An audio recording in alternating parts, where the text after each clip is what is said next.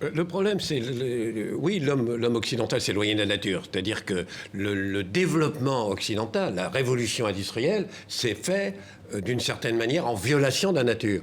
Mais le problème, c'est qu'aujourd'hui, on dit ça, parce qu'on a la pollution, et on parle à des gens, c'est-à-dire les gens des pays non industrialisés, en leur disant, faut arrêter, donc arrêtez. Il dit, mais attendez, laissez-nous d'abord arriver à votre niveau. Bien sûr. C'est trop facile. Vous arrivez à ce niveau-là, et maintenant, sous prétexte que vous en souffrez, vous voulez nous empêcher, nous, d'arriver à ce niveau. C'est un des problèmes de la difficulté, me semble-t-il. Vous voyez la Russie, mon pays, qui avait le sentiment, ou peut-être la capacité, de vivre dans l'illusion comme si le problème du changement de climat ne le concernait pas.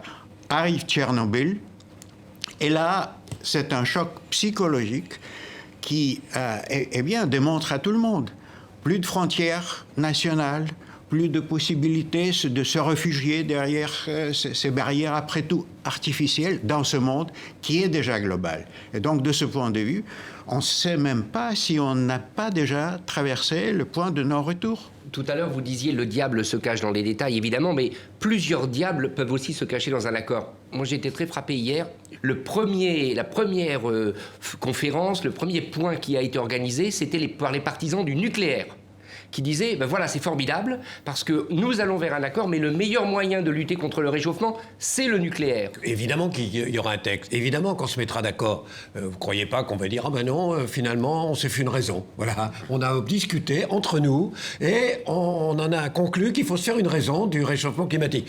Personne ne croit ça. Donc évidemment, il va y avoir plein de bonnes intentions. Maintenant, l'aspect, c'est les contraignants ou pas. Moi, je vais jouer l'optimiste un petit peu sur le plateau. C'est-à-dire que j'étais également à Copenhague, j'ai suivi Copenhague, et je peux dire que l'atmosphère, elle est radicalement différente. Bien évidemment, ça ne garantit pas un accord, loin s'en faut, ou encore moins un accord contraignant comme on aimerait idéalement le voir, mais à Copenhague, on avait véritablement le sentiment d'être dans une partie de punching ball diplomatique internationale entre des pays qui, au fond, se faisaient tous tordre le bras et n'avaient pas envie de signer quoi que ce soit. Là, clairement, il y a une envie d'aboutir à un consensus. Moi, je pense à ce stade qu'il y a de bonnes chances qu'on arrive à un accord. Il sera évidemment incomplet, mais est-ce qu'il vaut mieux un accord incomplet pour ensuite le perfectionner ou pas d'accord du tout ?